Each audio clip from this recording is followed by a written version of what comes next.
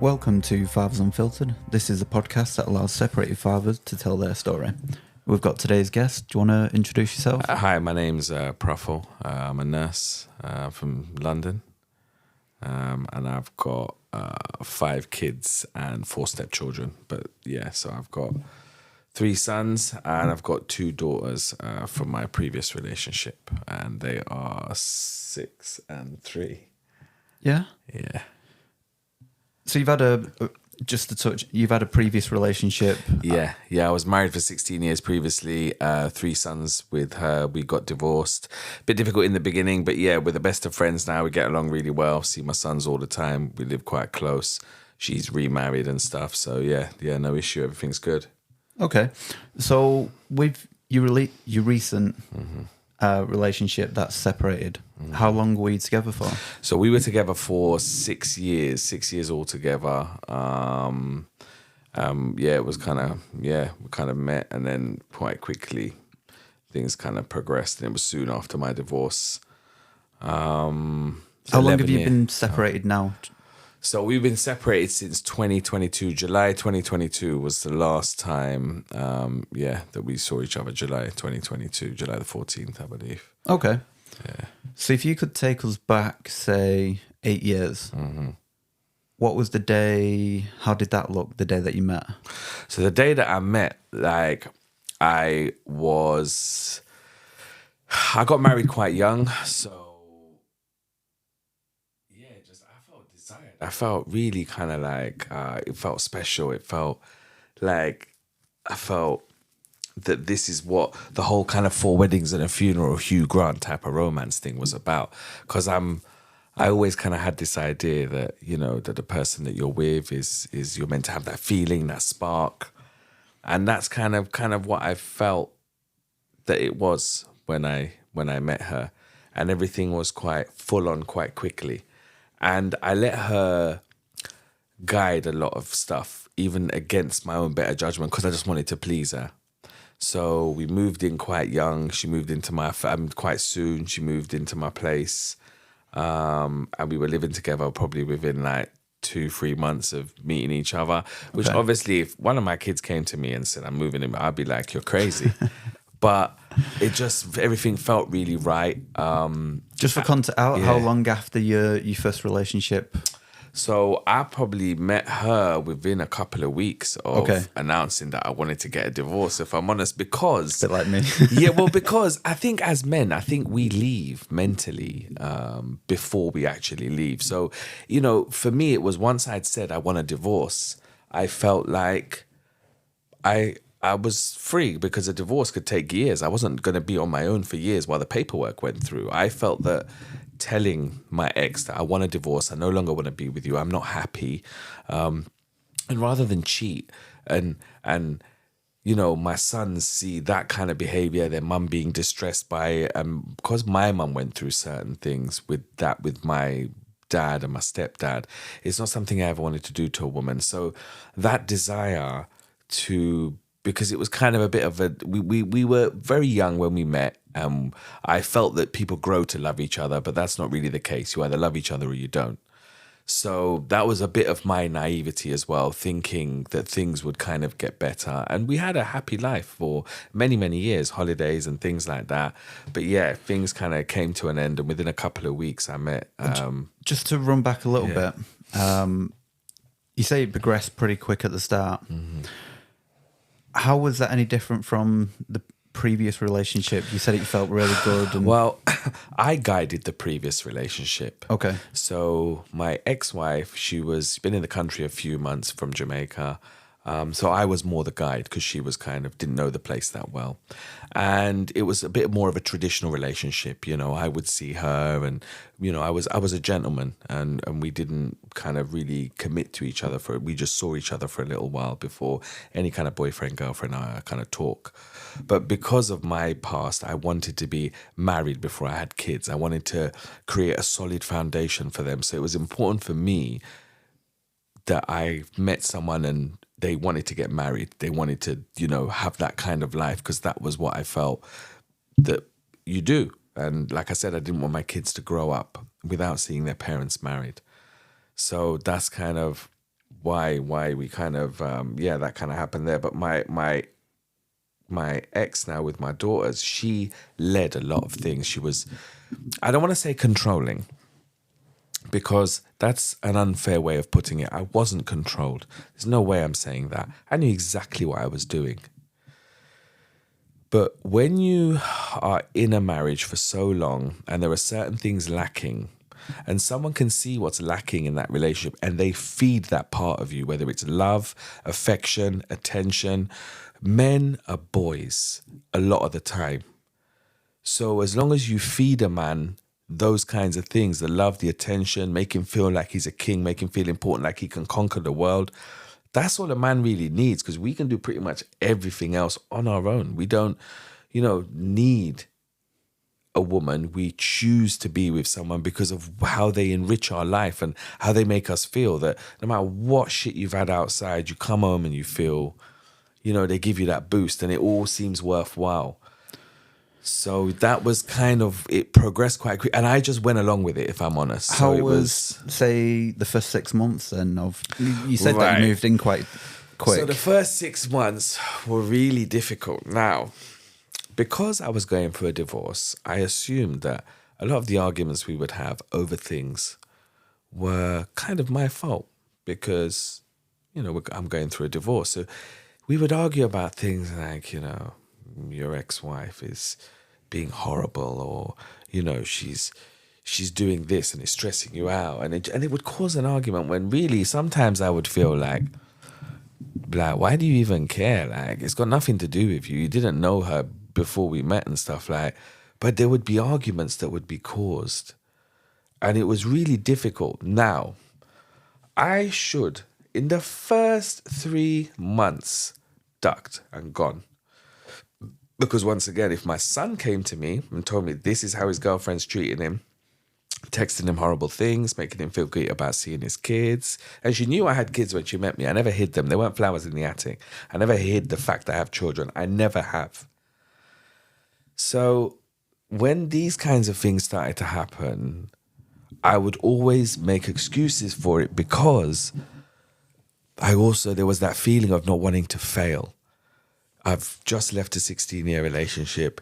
Everyone's looking for me in a way to fall on my face. So when she was leading me, because I'd never been led by a woman, I kind of literally, and because I felt love was the motivation, I just went with it, because I thought someone that loves you is not going to lead you into the rocks. So you were getting these sort of text messages 3 months into the relationship? I was getting them 2 weeks in, my brother.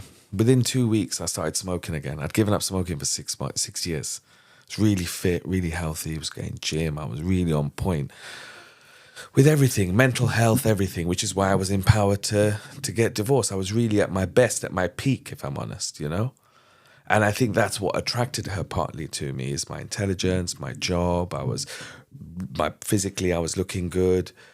But yeah, it was I think my naivety in a lot of ways. And how often would you get basically it would be like every few days you'd get like something. So for example, I'd be going to the gym, and then it would be a case of like, oh, but you spend 3 hours in the gym and you're not going to get a chance to see me, and then if you come here it's going to be difficult. And that's how the whole moving in came in as well. So you're not going to see me. So it was more to solve a problem. Yeah, well, it was more like you feel so nice that someone's so concerned. That's how it seems. That's how it seemed to me, that she wants to see me so badly that she thinks about it this much, when really it was more of a control thing. Because the more time I spend out, if I'm attractive, I'm going to the gym, there's a chance I might meet someone else. And because this has been her insecurity of people leaving her. Also, because of the way I left my ex-wife, she was always paranoid I was going to leave her just like that. And she said it. And how was that? I literally just got up one day and I said, I think we should get divorced. I don't really love you anymore.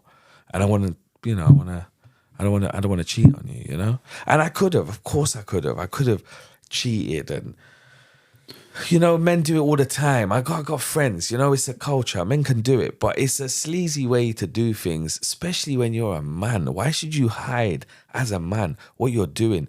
It's not dishonorable to choose to not be with someone. So how did you say you're getting these sort of messages really, really early? How did it progress, say, between 6 months and the first year? What was kind of the first big milestone for you? So the big milestone for me was when we had moved in together. So I had a perfectly good flat, really lovely area. And she was like, you lived here with your ex-wife and your kids. So I think we should move. And I was like, look, if we're just starting out in life, we should stay here, save money, we'll paint it, decorate, get new furniture, do what you got to do. Take your time. Take your time and we'll progress in life. Nope, I want to move. Let's move. Now, she picked an area.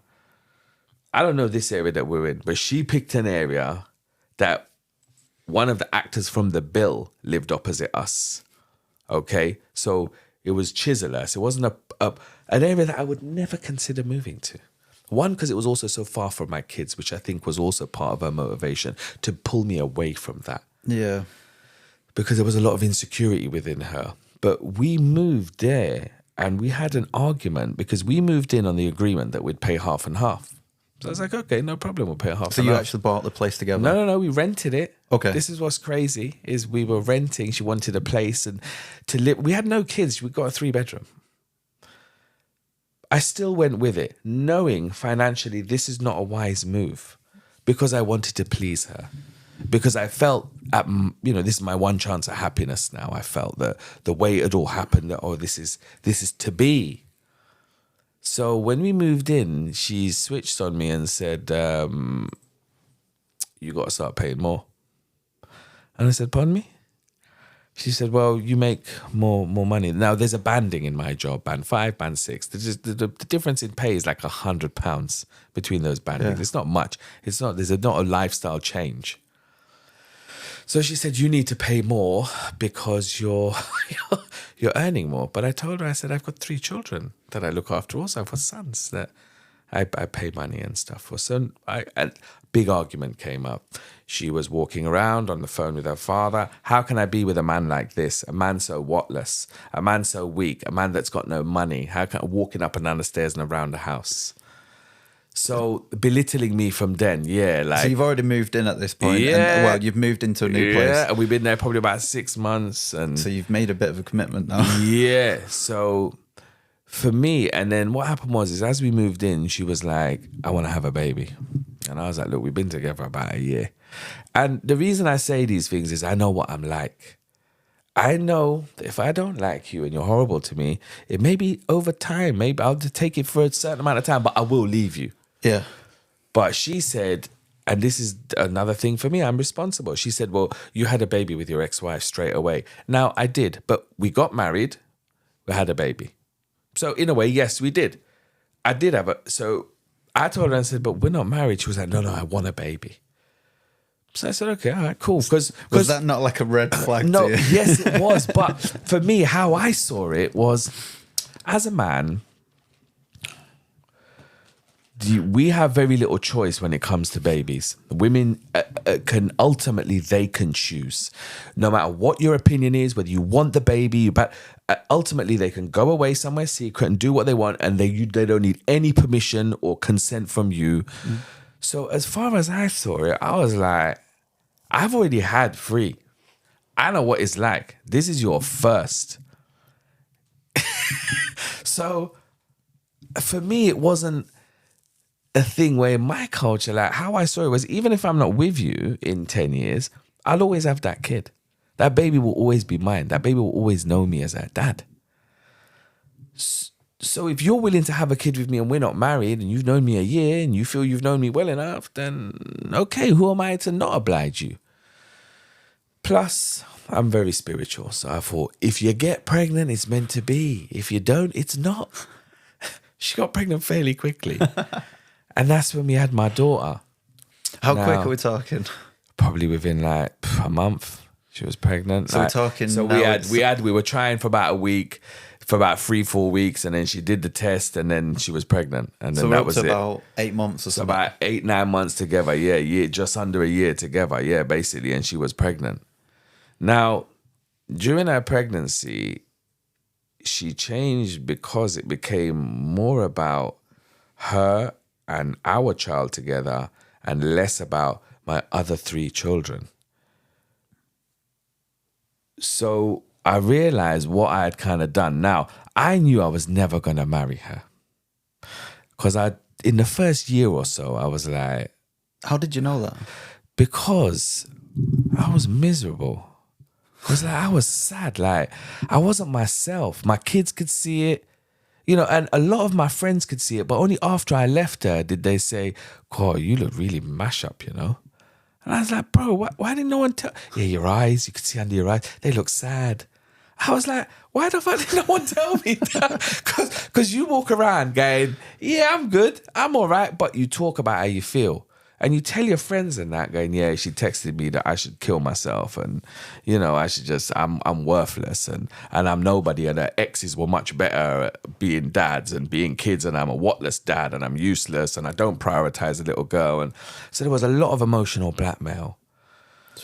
That's pretty heavy. Yeah, but the thing is with an Asian man, we are very much, it's your fate.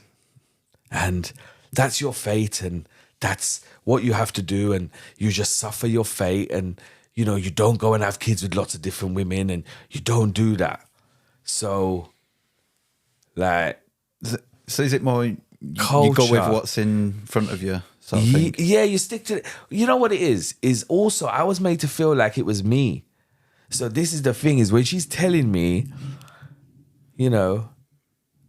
"Oh, you're a typical Asian man. You're very controlling," and then you don't even look on that. You don't even examine that. You go, "Okay, yeah, I'm controlling. Oh, okay."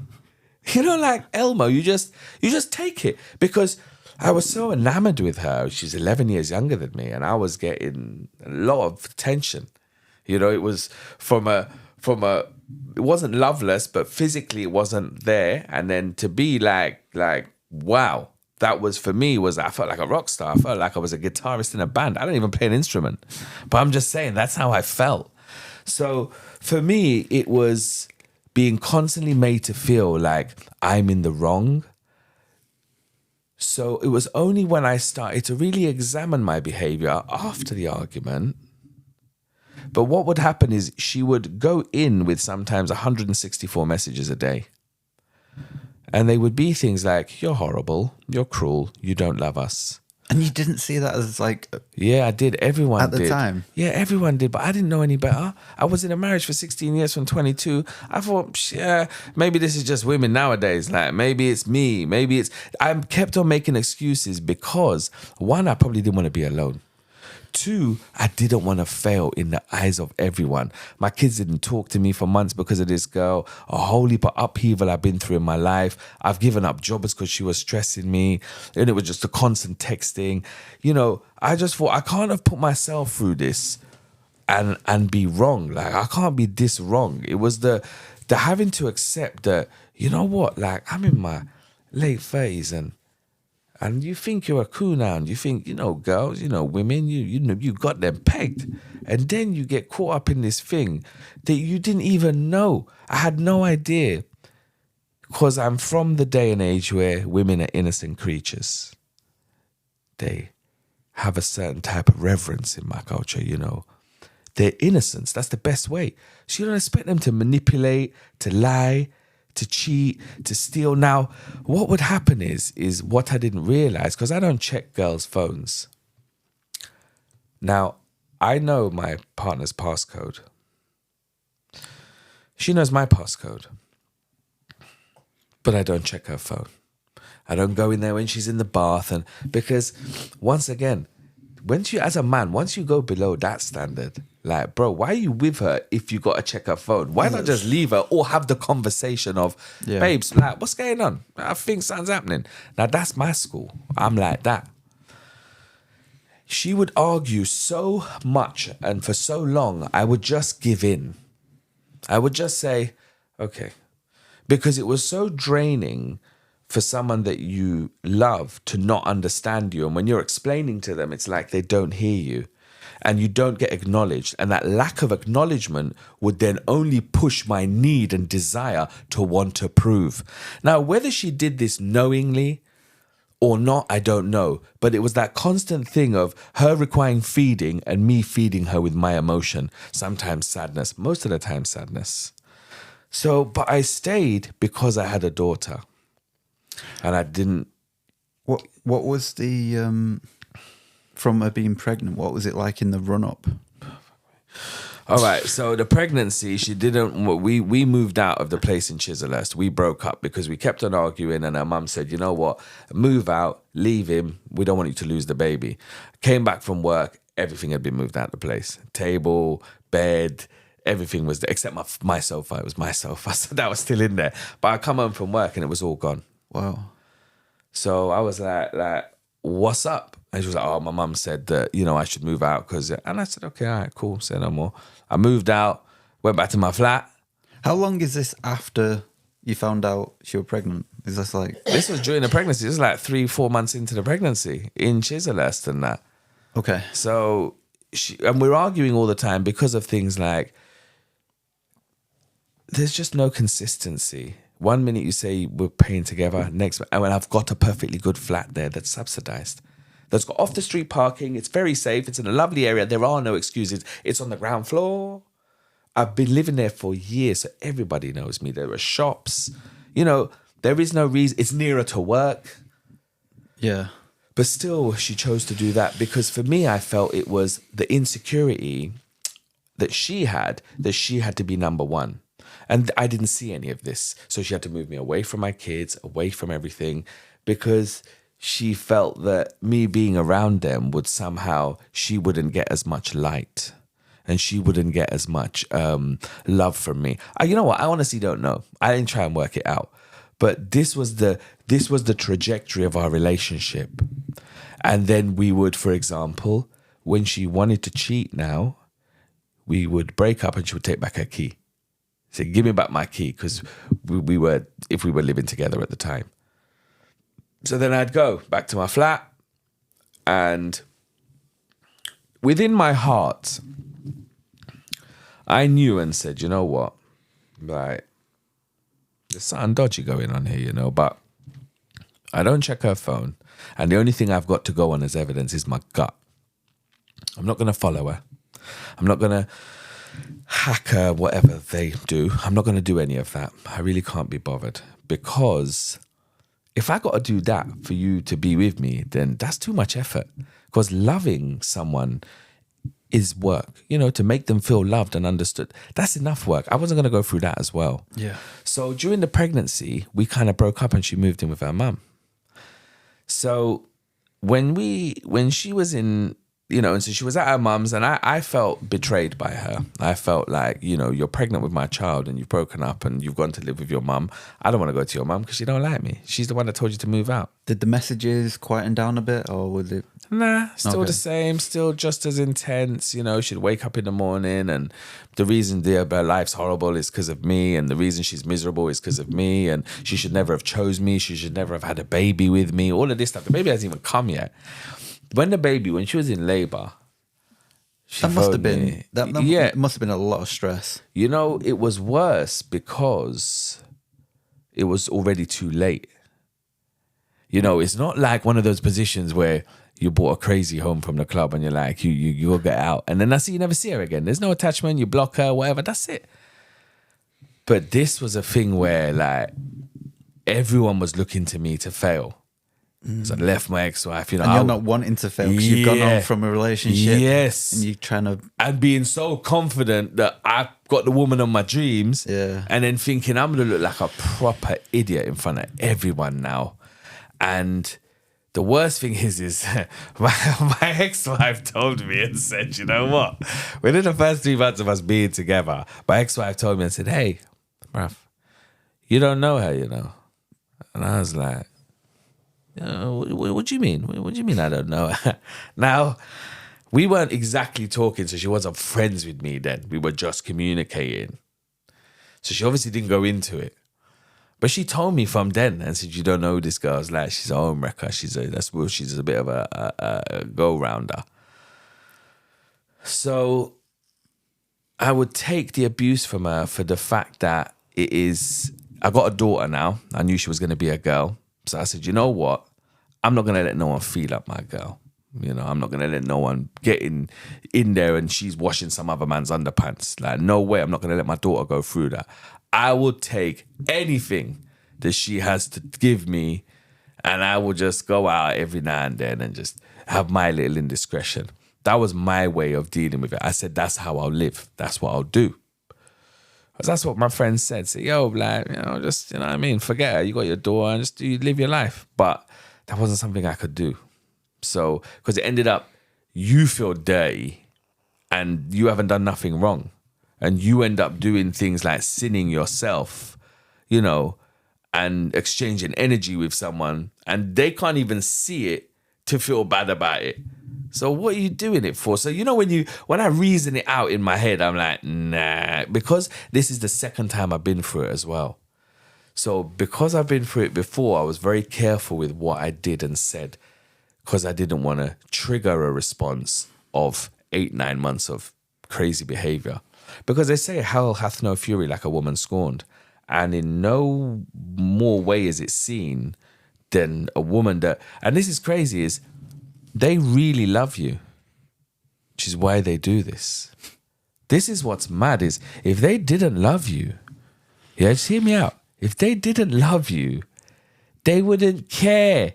You'd be just like a little squirrel on the street. They would just pass you.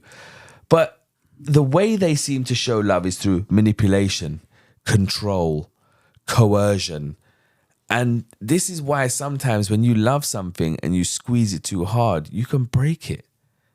And this is the thing, is I was looking at it that her behavior is because she loves me. That's why she's like this. So I just need to make more of an effort and maybe secure her a bit more. Maybe see my friends a little less. Maybe see the kids a little less. Maybe not go out as much. Like, I was going to work, coming home, bathing my daughter, picking her up from school and dropping her. And like, she was at home. Like, she only lived around the corner from the school. I used to come home 10 miles to give her lunch. She's a fully able woman. So I was so exhausted and tired from just trying to not have an argument and then still arguing. You get to the point where you're like, you know what? Like, it seems like no matter what I do, because you make an effort to not do what you would normally do to see if that's the problem. But then you realize, hang on, you didn't react the way you reacted last time. You didn't say the things that she complained about, but yet she's still complaining. So that's what it became, it became 99 problems I would eliminate slowly, till I realized when I got to the 99th one that, it's not me. It's not me. Was you actually there on the day of the birth? Yes. Now, when my first daughter was born, her mum was there. Nah, I've had 3 kids previously. It's been me and the mum. That's how it is. Yeah. And the doctors and whatever. Otherwise, just me and her. I don't want no one encroaching on my moment. Like, that's my moment. That's the only time a dad has a moment, is the Simba moment, and then you give it back to the mum and that's it. You go and sit down in the corner again. But her mum was there on the couch and that. And I was like, yo, what's going on? Because, like, you can have one birthing partner, but what's your mum doing here? Is it because she's afraid of, well, what have you told her? Like, what do you think I'm going to do? Headbutt you? Like, what's going on? Like, why is she here? So I said, all right, here, what? She's got to go because I just want me and you to have this moment. She's like, oh, she can't go. She can't. So I said, all right, here, what then? And I know this is cold-hearted, but I was in a bad place then as well with her. She'd really made me feel like I'm not loved, like she doesn't care about me, kicking me away, bringing me back. So I said, okay, you know what? Have your mum here for support. I'm going to duck out. So I walked home from St. Thomas's. It was snowing that March where it snowed hella. So I walked home because I said, I'm not going to let you portray to people that I'm some sort of monster where they feel like they have to watch me in the labor room with you. Like, excuse me, like, what have you made them, like, what do they think is going to happen? Like, I've had 3 kids previously. I'm a veteran to this. Your mum's had 2. So So I left, but then she called and said, look, you need to come back. Mum's gone. So I came back, and then I heard her mum was still in there. So I said, yo, what kind of game is she playing? So I went back. The baby was born. They had to use like suction and that, and get Naya out. Naya was born. Baby was born. Everything was good. Everything was fine. But I was very upset with how she had spoken to me for the whole pregnancy. So there was that bitterness, there was that resentment, that kind of doubt now about whether you love me or not. As much as you just had a baby and you're going, I love you. So I was like, all right, cool. Let's try again. Tried again. And she said, look, I want to try and get a council flat for myself. Will you write me? And she was lovely, really humble for like, a good few months after the baby, lovely, talking, no arguments.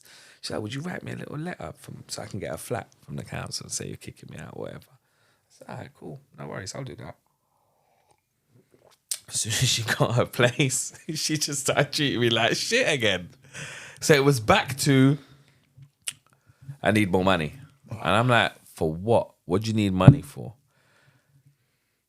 Now, partly it was because this jealousy again against my other children and this kind of feeling of, I can only explain it as jealousy, my brother. Like, and I don't know how a woman can be jealous against kids, because to me, that sounds crazy, because I can't do with you what I do with my kids. So already you got the up there. Like, they're my kids. Their relationship with me draws at a certain point.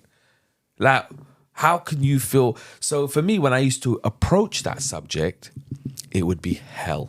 It would be, you don't love me. You don't care for me. You don't care for this little girl that we've had together. You don't prioritize her. You're horrible. And I would have to then go back onto the proving. I love her. I want to be around for her. And every time we would kind of break up, she'd stop contact. So it got to the, yeah, go on. I was going to say, so about this point, you probably would have been together or sort of. About just under 2 years. Yeah, baby's born now. Yeah, so we're just under 2 years together.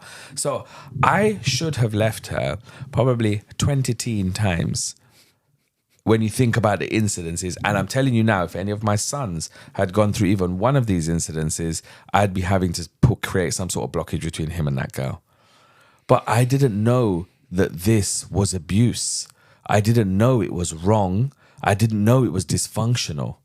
To me, this was just a relationship of two passionate people, and this is how it goes, and this is a bump in the road. And because of the divorce and all the stress of it, that's probably what's caused this. So let me spend a bit of time making her feel secure, making her feel loved, making it clear to her that she's the one. So when I tried that didn't work, and there was still arguments. I ended up, and then kind of COVID came in. My mum passed away. Like, my mum was unwell. She got cancer 2018, and I got no support from my ex. I was like, my mum's got cancer. That's why she's staying here. Well, I want my own place and I want to move out. And for me, there was no question. Mum got cancer. I don't give a fuck how many kids you got for me. That's my mum. So she ended up staying with me, and I helped her through cancer. She passed away, but I helped her through it, and I got no support from her. So to me, I was like, you're not a nice person. So around kind of like 2018, 19, like when COVID kind of came in. What was that, 2020 when COVID came in, or 19? 2022? Seems like so long ago. Or March 2022? No, it wasn't, because I left it that year. It was 2020, bro. So 2020, I ended up, because what happened was I was growing some medicine for my mum, and my ex called the police on me, and the police came to my house. So I was growing some medicine for my mum, yeah. So police came to my house. She called the police on me. Police come to my house, been arrested. I'm still able to practice. Everything's fine. I was completely honest with them. I got a £20 fine and a 12-month conditional discharge. That's all. And this is what upsets her, is rather than deal with me, she wants me to be away because she can't stand me. So she did that to me. So I went to Wales because I found it hard to I was just not in a good place either. Mum was unwell. So I went to Wales during COVID. I only went for 3 weeks. Then COVID happened and they were like, no one's coming out of Wales, basically, you lot. No, and there were police on the bridges and they were stopping people from leaving. So I felt a bit like, I know I'm not underrating what immigrants go through, but I feel a bit like that was the first time I ever felt like trapped within the UK where like, I can't go anywhere. I ended up staying there a year and a half in Pembrokeshire, in Haverfordwest. Lovely town, beautiful place. Never been there. But it was what I needed. You know, I ended up renting a farmhouse and, you know, and then she kind of came back into my life in a way where, because we were always kind of communicating, but it was always arguing. Shit. And I knew she'd probably been seeing other people. And I told her in the first 6 months after my first daughter was born, I told her, I said, you've been with someone, you know. And I know this because I just know. I just got a vibe. You understand? I know the vibe. I know the score, you know, like, plus I know a lot of people and people talk, you know what the circle's like. I saw her and she's like, and then it comes about. So she denied it. And this happened in like when my daughter was born, like the first 6 months after she was born. So in 2020, when I'm in Wales now, she said to me, remember you suspected that I had cheated on you and I was talking to my cousin and she told me I should be honest with you. Now this is 2 years after, bro, where I've been, and she's convinced me. This is where things started to go, like where I was like really like, nah, this is messed up. Then she told me and I was kind of devastated, but I sat on the edge of the bath crying. I hung up from her. I was in Wales. I was completely alone there as well. And when I mean there was nothing around, I had a farmhouse in the middle of nowhere. Mum had just passed away and stuff as well, like. So, and I started to drink a little bit and it's mad how, I mean, just on a difference, how petrol stations sell alcohol 24 hours a day. I've never quite understood that. But, you know, so things were really hard. And she told me and said, yeah, I slept with someone 2 years ago. And I was like, rah. Now that was my moment to leave. Yeah. That was my moment to say, you know what? I've got the perfect excuse. You know what? I'm sorry. I can't get over it. Because of my daughter, the love that I had for her, the fact that I felt that my life should be sacrificed for her. If I'm willing to step in front of a bullet for her and die for her, then was taking a bit of like verbal from the mum. Like, well, you can do that, man. You got this. So I phoned her back and I said, all right, fine. I respect the fact that you told me. Let's try something. Because I'd had a house in Wales now that work paid for as well. She wanted to come more often now. Right. So she was down and going, oh, I really love this life. This is really nice. Like I could live like this. It's lovely. And she was working from home 2-3 days a week and working from the hospital. So she'd come down like 4 days a week. And my little girl wasn't in nursery then. So you know that perfect age where you can take them anywhere you want. So she was coming down a lot.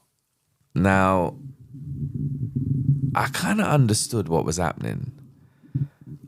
But you know, when my mum passed away, and she was with me, I was kind of trying with her. And this was March. When she came to me in March, we hadn't seen each other for 3 months, okay? She came to me in March and said, yo, I was pregnant. I was like, all right, look, my mum. And it was the fact that my mum died why I was communicating. I just wanted to let her know my mum's passed away. And her normal response, what she gives with things, which was, you're lying. She's always like, you have to convince her. And I was like, look, you're nuts. My mum's dead. If you want to know anything more, let me know in it and I'll talk to you. So when she came around, she said, oh, I was pregnant from when we were together in December, the previous year. And it was just in me for 3 months. Now, as a healthcare professional, she said when she went for an oral x-ray in December, it must have killed the baby. And I'm a nurse. I know. I'm a healthcare professional. That wouldn't have happened. But the day of my mother's funeral, I was dealing with the remnants of what she had to let go of. So I've come home from the funeral. We've only just started talking again. And I'm doing that. I'm not mourning. I'm not crying. I'm not doing anything related to my mother's death, I'm washing bed sheets, I'm looking after my daughter, and I'm covering her shame. A lot of the reason I did, and her dad she even told me, I said, my dad told me that you might say it's not yours, but I wasn't with anyone else. But during arguments, when we were arguing in December, she said, I slept with a guy. And now afterwards she says, I'm joking, I didn't. Don't say that. You should not say it. But this is the thing. So there was a lot of telltale signs, but I gave myself a position where I'm such a nice guy. I don't hit women. I'm not a drinker. I don't gamble. I'm at home a lot. I cook. I clean. I do DIY. I'm thoughtful. I'm romantic. I thought to myself, like, this is what women want. Like, so I'm obviously, I've made an effort to not be nothing like my stepdads. Don't hate women, try and understand them. I've really made an effort. Like, I was reading Cosmopolitan magazines from 12 because I had sisters, mum, and, so I felt I had an understanding on women. So I found it so surprising that I got myself into this position. But it was only probably after I'd moved to Wales and this happened,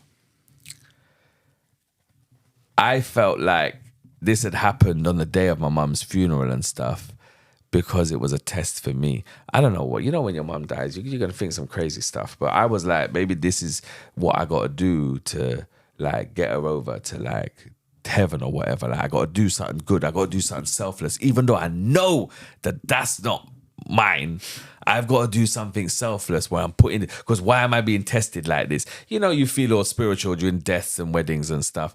So that's why I did it with no complaint. I never made her feel bad about it. I never made her feel dirty. I never questioned whether it was mine. I never questioned anything about any other men. I never did anything like that, which in hindsight, I should have. I should have approached the subject and discussed it so I didn't have to hold it within me and it eat away at me. But this was the trajectory where the arguments were so intense and the things she would say were so intense because there was no line. So you imagine something really effed up that your girl would say to you and you can probably go, nah, she probably wouldn't say that. There was no line. She cussed my dead mum. She said, suck your mama. I forgot she's dead. Like really hurtful, horrible things. Kill yourself. Why don't you follow in your mother's footsteps? Your mum and dad are dead because you're cruel. Okay. And I think, so do you think your parents are immortal? You think they're going to live forever? So when your parents die, is that a sign of how wicked you are? It's just, the things she would come out with made no sense, bro. Yes, both my parents died young. Yeah, they did. I was, like early 40s, late 30s. I shouldn't have lost both my parents then. And I miss my mum so much. My mum on her deathbed, she was dying. And this is what hurts me as well, is she was dying and she said, hey, Praful. She was in the hospice bed. This is one of the last few things she said before she lost consciousness and died. She said, Praful, don't get back with her. She said, make sure you don't get back with her. Because she realized how she treated me. A mother knows her son. A mother knows when a girl is not treating her good, especially Indian mothers. They'll watch everything, which is why I'm so disappointed my mother never got to meet Jazz because she's so good for me. And Indian mums watch things like how you treat their son. All mums do. It's not even just Indian mums. All mums do. So she didn't like the way I was treated. She made me walk from Brixton to Chislehurst. And we're talking like 15 miles, 10 miles. And she had a car. But we argued. I said, I'm getting out of the car. Probably my own fault. But I'm telling you now, she's done this to me and just left. I've driven her down. I've made sure she's got in the car. I'm like, come on, babes. I don't just like, well, fuck you, walk then. You don't do that. So my mum told me, so I went again. So when she told me this and I was in Wales and then she's come out again, I'm like, well, mum's not here. And I kind of justified it where I thought, let me try again because it's my daughter. She was the thing, my daughter, my child. Because I've never had to grow not around my kids because I was around my sons. It was only the youngest one that had to go. But I've never been, and that's not in my culture. It's not something I'm used to. It's not something I ever contemplated not living with my kids. So it was her, my daughter, that made me just think, you know what, take it. Because the thing with me is, because I got a career, I have my own flat, got my own car, got my own job, I have a good circle of friends, and yeah, I might be down, but I'm a confident guy and I can get back up there. And I know enough about myself. I knew I didn't need a woman. So for me, it just became about being there as a father, because the only option, if I leave her, I can't see my daughter. I won't be allowed to see her. So for me, the option was either I leave and not see my kid, or I stay and get to be a dad for her. And the joy and love that she gives you, that I got from her, the undivided, like, for example, I understand that young girls sometimes get taken over by bad boys because they're insecure, because they feel like they want to join a gang. So what I told my daughter was, I said, hello, baby, from 3 years old, I'm your best friend. I'll be your best friend. If you ever need a good friend, you want someone to talk to, I'm your best friend. Until you find another best friend. So I made her understand that you don't ever need anyone out there to tell you that you'll get comfort from them. I'm your guy. Then the mum started going, am I your best friend? No, you're not. Daddy's my best friend. That kind of stuff she used to resent, because she thinks, well, you haven't been around for a few months. Why does she love you like this? And I told her, do you know why? Because I understand her. Because I take time to listen to her. Because I'll do things like go on her level. Because when I hug and kiss her 15 times a day, she knows you've only done it once. It's those are the things that make her go, no, daddy's my best friend. But this used to make her feel insecure. And I don't know what kind of mother would question, oh, why does your daughter love you so much? No mother should question that. Any mother you'd expect would go, oh, I'm really glad she does. She actually got that. Yeah. Well, what is it? What do you do?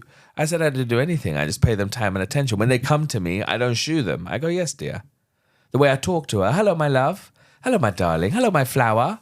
That's the way I deal with her. No one else deals with her out there. Teachers ain't calling her that. Random ice cream men ain't doing that. Her dad. So I imprint myself on my children. I do that because they're going to come across thousands of people in their life, but there's only going to be one dad. And that's because of the way he holds you, talks to you, the advice, and also how far I'll go for my children. You know, woe betide anyone that hurts my children, but there is no distance I won't go to protect my kids. So it's so hard to not see my two daughters, because they're my only two daughters. But then I met Jasmine. Jasmine's got two daughters. They're very similar, very apart in age because they're teenagers. But I thought, hey, look at there. So I still get to buy the dresses and the little things I want, because one's very girly. So I still get to have that kind of, because females look after you differently. When I'm leaving the house, if I look a bit messy, because, you know, as a man, you're not always checking your hair. As long as your clothes are clean, you smell all right, that's enough for us. They'll do those things, fix my hair for me and make sure I look decent before I go out. You know, the boys, the most they will say is, Dad, your lips are a bit dry, and that's about it. But I got that in this new relationship. And the thing is I wouldn't have known, because it got to the point where I had to ask myself, if my daughters see me miserable and depressed, what impact is that going to have on them? Now, I wasn't making an excuse to leave, but I thought they're going to think that being in an unhappy relationship and your man being unhappy and shouting at your man and screaming at him and doing those things is going to be the way to do it. Yeah. So all I'm doing is showing them a bad example. So I've got to start making choices for the children's benefit, because the little one started asking at 3, 4, why are you sad? Now, all I'm doing is just sitting there looking at the TV. But to how I'm looking, she sees that it's not the same. So it got to the point where I was on and off with her when I was in Wales, because I wasn't going to move out. I told you, I loved it there. And during COVID, they really needed like London nurses. They needed it. Not a lot of people were working there. And they weren't really staffed up, because you're limited as to what you get there. Plus, it was the time when they were telling people to stay at home. So everyone that was coming in was sick. And it was a lot. It was really stressful. You know, there was a lot of loss. And Yeah. And I was on my own during that. And there was no real support from her. But I felt like as a man, your woman's not really meant to coddle you. You know, you're not meant to get coddled. You're meant to just suck it up and go on. But, and because my mum wasn't around anymore to tell me, hey, you know what, that's not how women behave. Or I didn't have any other kind of female, elderly kind of role model to tell me how it goes.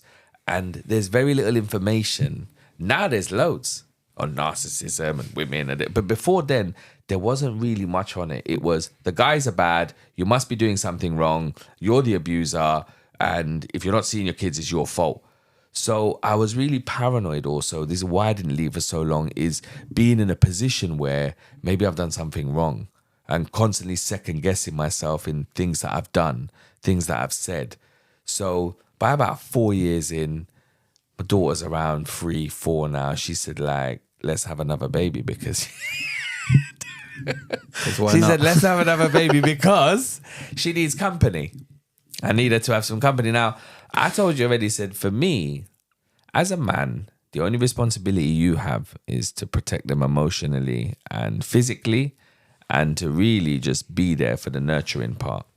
They don't really mess with men's lives. You know, very few men are left holding the baby. So for a man to make a decision to have a kid, it doesn't take much for me to be like, yeah, because I'll look after them. I'm lucky that way. I always seem to get a hustle, find a work, be able to look after them. The kids are doing really well. And eventually they get older. Most of my kids are big. I've only got a few little ones. And I'd have another baby tomorrow. I'd be, well, let's not go there anyway. That's a whole nother thing. But yeah, like so I was like, okay, let's do it. Now, she had 2 miscarriages before we were pregnant with our last child. Now, many people say, did you not see that as a sign? And I said, yeah, I saw it as a sign that I should try again.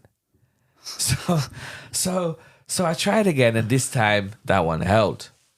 And this time I was there because of the trauma she had received with the first one. I wasn't around, an argument. This time I was the bestiest of the best. I was there for the whole pregnancy, even though 3 months into the pregnancy, I was walking with my son outside the house and he went, Dad, what are you doing? You're having another baby with her. Like, what are you doing? She don't like... Because of the strained relationship. She didn't like them. They didn't like her. She was horrible to them. Because look, as an adult, you have to fully see it. Yeah, you have to make an effort with the kids. If you meet a lady with kids, it's on you as the adult, if they're going to be rude to you, to say, hey, look, what's the problem? And address it. Not go to your girlfriend and go, oh, your kids are rude to me. You don't do that. You got to make an effort with the kids, because if they see that, they're going to be like, this guy don't rate me. Who the fuck is he? Like, well, why would I want anything to do with him? So I felt she needed to make that effort, and I felt my kids deserved it. But she never did. And my son was like, look, what's up? Are you, bro, what's going on? I was like, son, just hold it down. I ain't marrying her. I'll be real with you. Like, and I know this sounds callous, but I knew she was cheating. You know, I knew, because I give another example. Come back from Wales now in the March after my mum's died. She's like, 2021. I think, oh, move back in. Come down to London. Little girl misses you. You need to help with school. So I've uprooted everything. I've been there like a year and a half. I just uprooted it all and said, all right, I'll come down. The little girl needs me. Because she said when she comes back from school after Wales and goes to school, she's a bit upset because you're not there. The old, yeah, but you know me, I'm like, okay, super dad's coming. And I came in and I was like, okay, yeah, we'll live together. The first night, I was in bed, I was watching TV. This is nuts. And I saw her phone ring. You know when you know your girl's face, all her expressions. So when you see Mr. Brown come up on the phone, and then you look at her face, and you're like, I ain't seen that expression before, you know. That looks almost like nervousness with a bit of like she wanted to poo and pee and vomit and run all at the same time. So I said, oh, all right, here what? I'm going to go for a walk, because any man that's phoning you at 11:30, he's not just a friend, bro. So let me tell you something, here what? And this was my attitude, because the only way I could handle things now was by going, okay, no problem. Have a call with him. You chat to him. I'm going to duck out for a walk. She was like, no, it's no one. It's just someone. I said, listen to me. If I had a number in my phone and the girl's name was Julie, but I saved her under Mrs. Brown, you don't think that's a bit dodgy? Is he a teacher? He's not a teacher, is he? And why is he phoning you at 11:30? So I went out for a walk and I realized that if I keep getting upset, if I show that level of commitment where I'm really emotional over this stuff, it's going to eat away at me. It's going to make me smoke cigarettes. It's going to stress me out. It's going to damage me. So the way I did it was just by not caring anymore, thinking that maybe you might realize that the not caring is worse than the caring. So let me try and bring the caring back. But the more I didn't care, the less she cared. And then it got to the point where the baby was born now and I was there for 4 days. I bought tracksuits and pants from the JD because I didn't want to leave her and go and get stuff because the induction of labor, it took longer than expected. Baby born, my hands first, the baby came into. Dropped her home, we're good, everything's nice. Everything's great, like, baby's home 2 days. Got pictures of this day. And she was so happy. I was like, oh shit, you know what? Finally, 5 years in and that, baby's born. Maybe I've cracked it. Maybe I don't know what the formula was, but I think maybe I got it. Maybe she's got over all the stuff. And then literally the next day, oh, I'm tired. I'm tired of this. I can't deal with this. I need a break. I'm like, bro, this is not how you ask for a break. Like, if you want a break, just say, baby, can I get a couple of days where I just go see I'm that kind of guy. I'll be like, cool, I'm not afraid of looking after kids. I got friends of mine that can do it maybe for 2 hours and then they're like, oh God, wife's got to come back. I'll have them for days, for weeks. It's not a problem for me. But she never asked. She never mentioned it. So I was getting into trouble for things that I had never done. Like not being able to go out. And I'm like, no, you can go out. I always let you out. My only thing is just let me know you're safe. Hey, babe, I'm getting to the car now. Hey, but it's not that I'm tracking you and I don't phone you when you're out, so you have your time and freedom. When I'm out, I'll get barrage of text messages. So, for example, you know when you're out with the lads sometimes, you're not always done at 11. Sometimes you're done at 1. 10:30. I'm not going to have any dinner. I'm just going to wait for you to come home. So I'm like, okay, don't wait till I come home because I might be home late. But you said 11. I'm like, okay, fine, I'll be home 11:30. And then I start negotiating my time down. And my friends are looking at me like, oh man, this guy's lost it, you know. So you're losing respect from your friends. You're losing self-respect because you're doing this and you feel dirty doing it. But because of the arguments, the way they make you feel, and because you've given them an insight into things that hurt you. So the weapons they use are weapons you've given them. So there's no way you can shield against that because they know your mother's death hurts you. They know not seeing your kids hurts you. They know when that they say things like you're a bad parent and stuff that it hurts you. So rather than hearing those hurtful things, you just don't approach the subject. So you don't approach things like when we first got together, there was this guy that was in her phone messaging. She said, oh, we just did a bit of business together, that's all. And then I found out she'd slept with him. Another guy, before I met her, she said, I was seeing this guy, but I never slept with him. 2 years, just through conversation. When I was talking to her, she's the one that revealed it. She said, yeah, I did sleep with him. But I'm like, you remember when you told me that you didn't sleep with him? So I understand girls not wanting to appear slaggish, and I get that. But I'm not naive enough to expect a virgin. Like, I know we've all got a history and a checkered past. And to be honest, I don't care what you've done. You could have been the hottest girl on the road seeing 10 guys a day. If you're with me now and things have changed, I'm not going to judge you on your past. But it's the honesty and the lack of honesty that was getting to me now. And then it was getting to a point where I realized through just my mood, my good, near, dear friends telling me like, bro, like, I don't even want to hear it no more. I was like, really? They're like, yeah, I don't even want to hear it no more. I'll be real. Like, you know what you got to do. You know she's horrible. She treats you like rubbish. She makes you feel horrible. Like, why are you still with her? And that was when I started to think about, I got to go. Now, the way I left was not the way I planned, because I knew she wasn't going to let me see my kids. So I started with the whole kind of, let's co-parent. And I started off with, let me spend 3 days at my flat in Brixton, and I'll come to yours the other 4 days with Naya. So I can see my kids, because you say they can't come to your flat and this and that. So I can see my kids, and Naya can see me too. My little girl can see me too. Yourself. Yeah. Absolutely. I didn't even say that though, because I didn't want her to think that I'm having time to myself. So I said 3 days for the kids and 4 days for them. And she didn't even say, babes, what about a day for yourself? She didn't say that. But I didn't want to say I wanted a day for myself, because it would turn into, well, I don't have a day for myself. It turns into that. So I did this for 1 week. 1 week? Just 1 week. And on the second day, she phoned me and said my little girl slept with her ankle by the bed, and it's a bit sore. Now, I said, okay, I completely understand. No problem. Is it swollen? Is it, because I'm an A&E trained nurse, I can assess it. Is it swollen? Any damage? She got movement? Anything? None of the above. You need to come here now. I said, I can't. I told you these 3 days are for my boy, and it's his days now, and I can't just leave and come there now, because you're a nurse too. Like, she's a nurse. I know. So I said you should be able to assess it and just listen to me. But it became about the control. Yeah. It wasn't about the little girl crying, asking for her dad.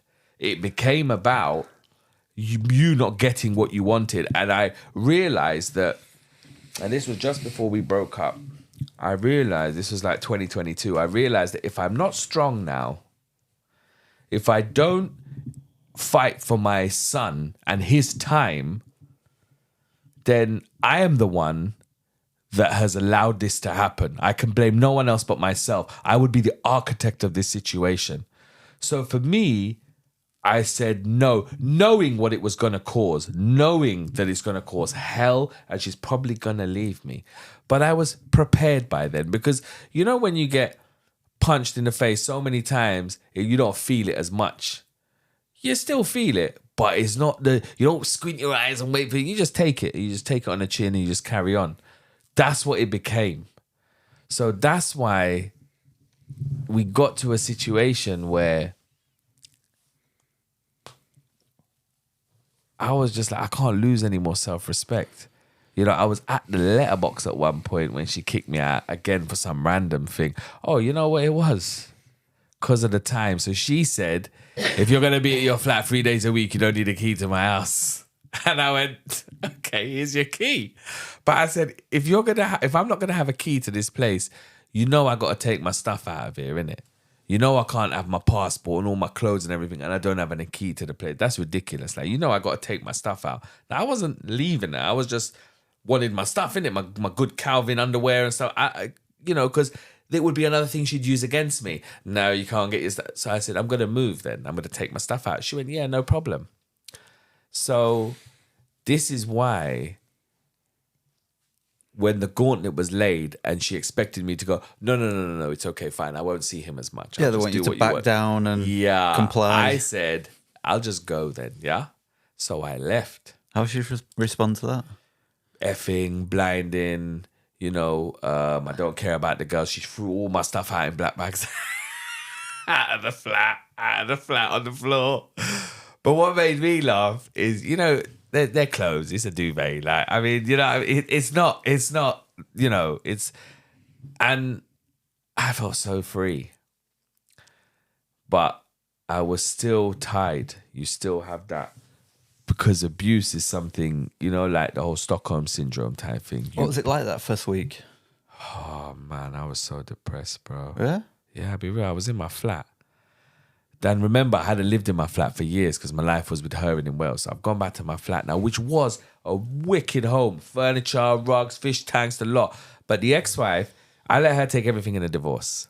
Because, I'm a man. And it was, I can make that. So, but she took she even rolled up the rugs. She had took the lamps and the fish tank.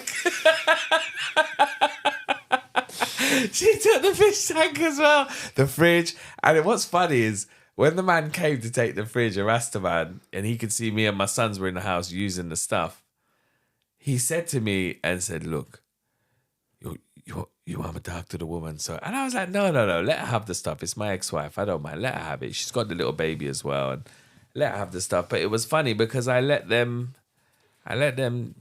take whatever. That stuff doesn't mean anything to me. So my flat was empty. That first week, I hadn't met Jessie Boo. I knew her from work, but we were both just friends. I never thought I could get her, if I'm honest. You know, sometimes you think that girl's way out my league, you know? So you don't even try. You just do a bit of harmless flirting, and I ain't going nowhere. But yeah, so it got to the point where I was like, I was in there and I was really depressed. I was smoking a lot of roll-ups, probably one after the other, like not eating. You know, I wasn't eating anything. And it's not because I wasn't hungry. I just had no appetite.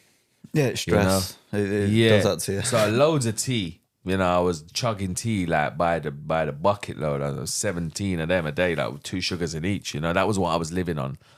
And I was sitting on my bed with a little cheap bed I bought for my tenants. Bags of things, you know. Just no and I'm very autistic like that. Like me, I need things, you know, like I love your front room, you know, like this is so, you know, and it's balanced and stuff as well, you know what I mean? It's just symmetrical. So yeah. I mean, there's no bowl on that side, but it's okay. That's all right. That's remnants from the marriage, that bowl. I don't know how to put it. Oh God. But yeah, it was the first week was terrible. I felt helpless. I felt alone. I felt betrayed. I felt angry, like wicked angry. You know, when I realized, like the text messages, like and then yeah, like so, you know, she'd broken up with me and split up with me because I didn't go home for my daughter that day. That was what triggered all of this. She was like, right, the next day, I'm done with you. You don't care about your daughter. I had to call one of my friends to go A&E. I went, did you go A&E? Did you really? Did you go A&E? No. Well, I didn't go A&E in the end. Yeah, no, it was long, and so I said, okay, so what's the problem, bro? You went for a drive in your friend's car. Basically, that's what you've done. And my daughter was all right. And as a nurse, any of those flags that I had, you know, massive bruising, discoloration, lack of feeling, sensation, bending, and awkward, I'd be there. So she left me and we broke up, and I was back at my flat. And that first week, if I'm honest with you, I felt low. I felt, you know, thoughts of not wanting to be around, you know, being better off because I felt so disappointed in myself. And that's more what it was, is the disappointment and feeling of failure and thinking, as a man, as the strong, big man that's made such a clear decision to leave his ex and then go into this kind of thing. It's like you've been even to where the point your sons don't have you on that pinnacle no more. You know, where your sons are telling you like, you know, you've lost so much for this person. You know, self-respect and from others, for yourself. So it just got to the point where I was sitting there under my bed and I was thinking, you know what? I just can't be bothered. And there was some tins of white paint in the house that I had from painting before. And I thought, you know what? I can't get any lower. I'll be real. To how I felt, I was like, okay, you're here now. What do you want to do? So I was like, okay, well, I'm going to paint my house. So what I did was within 24 hours, non-stop, I painted every single room, including ceilings in the house, all white. And I was like, yeah, you know what? It feels better in here now. I feel like more like, yeah. You know, I organized some stuff, mopped, swept, went through some... I think what it was is I came to terms with where I was. And I realized that this is my hut. And, you know, I need to just make it my hut again and move on with my life, because ending my life's not an option. Because I would think about my children. I would think about how they would behave, how they would feel if they would find me. what they would think, unanswered questions. Do you leave them a note? What if you don't conclude? There were so many things where it was never an easy decision. And my kids always made it clear and said, yo, Dad, if you went around, I'd go ham. I'd go crazy. I'll be honest. We would just go mad and just start kicking people down and start doing mad shit. So that kind of makes you feel, and then also the feeling of, I didn't want her to win. I didn't want her to be right and to be like, you are a weak-willed man, and I realized that if I'm not going to do it now, then during my mum's death, I tried a few times. I attempted those things. I was never successful. I remember letting go of the steering wheel and thinking, yeah, that's it. And the car just started to turn itself. And I put my hand to turn the lights off. I was on a bike. There was that whole time I felt, because when my mum passed, I felt I'd lost the north in my compass. So you imagine a compass with no north. It has no purpose. So that's how I felt. So yeah, when I was in my flat and I was like, you know what? I know this sounds horrible because I got kids, but this is the happiest you've been. You've had no arguments for the last week. You've woken up to joy. You've been really relaxed. You got nothing in it besides a TV, a Netflix, and a PlayStation. The man's staple, PlayStation, TV, stereo. That's about it. And we're good with that. The bed, that's it. So I realized that this is the happiest I've ever been in a long period of time. So that's when I became more reinforced in not going back, because the techniques were the same. Oh, someone else is going to raise her. My youngest daughter, she said, was sitting on someone else's chest, calling him daddy. Afterwards, she said, I was saying that just to hurt you. But to be honest, I wouldn't put it past that. But these are the things she would use against me. Someone else is going to raise your daughters. They're not going to know who you are. She doesn't even recognize you. She's not going to, by the time you end up going to court, you're going to have no bond. I've got all of these things in text messages, which I back up, by the way. So evil. Well, the thing for me is, if I'm broken, if she breaks me, then there's no chance of me coming back for those kids. But I think what she underestimated was my love for my children and my resolve. Because when I didn't go back in 2022 now, when I finally left, when I didn't go back, I kind of, just before I met kind of Jazz, we rekindled again, this whole, Now, I was kind of committed to it. So I said, okay, we'll give it a try. But I'm living at my flat. I made sure I stuck to my guns because I painted it and everything. So there's no way I was going to get sucked back into that. So I was like, look, this is how it's going to be. This is the way it is. She was like, yeah, no problem at all. So I thought, yeah, once again, I thought, whoa, you've cracked it again, boy. So we're at grandmother's deathbed. She's dying, 103-year-old woman. Lovely lady. She loved me. She really liked me. Very nice lady. Had dementia, but she was absolutely wonderful. Very strong, upwardly mobile, but she loved me. Very nice lady. Now, her whole family was there. Her dad, uncles, cousins, everyone's there. Your house is full. She's asked me to come with her to support her, even though we're not together, really. She's asked me to come and support her. So I said, of course I will. But also, a little bit is to take shame out of her eye so that people don't go, where's your man? So, and I help her with the kids so she can vote. Now, I was willing to do that, to be that kind of guy where you could ask me, it doesn't have to be set in stone. If you want to go out on a date, I would have taken the kids because they're my kids. Yeah. But, so I went. Now, I was there, and, people talking and stuff, and she gave me her phone. And she said, yo, put some music on. So I said, yeah, sure. Never looked in her phone. One man said, you know what?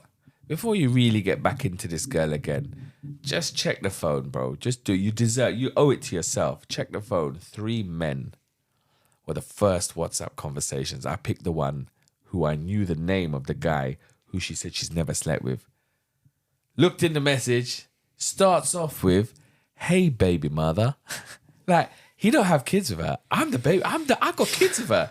He started talking about sexual encounter, what he's done with her, how it happened, where it was, what fluids were involved, like all of this stuff. And I'm just scanning it going, oh. That's wild. So she's walking towards me now. And I don't know if you've ever... so I shouldn't laugh. If I could record her face, I would have. Because it's the face of joy, fear, anxiety, all within 3 steps. Because the closer she's gotten to me, I think she's realized. And what made me laugh is, I mean, this is Cheaters 101. Delete your messages, mate. I mean, brava. She didn't even archive them. They were just there in the chat. And that's how comfortable she felt, because I don't brazen. check phones. Yeah, but because I don't check phones and I never have, you felt comfortable to do it. So I've seen these messages and I've given my baby, who I had in my hand, to her father. And I've said, Paul, your daughter's a slag. And because I wanted to fight someone, I'm not going to lie. Like, if someone said that about my daughter, I'll punch you in the face. But I was angry. So I was like, he needed to get it because that's your girl. That's your daughter, mate. That's who you've raised. So I said that, gave him the baby, and I walked out of the place. I might have slammed the door and broken it, to the block, maybe. I was angry.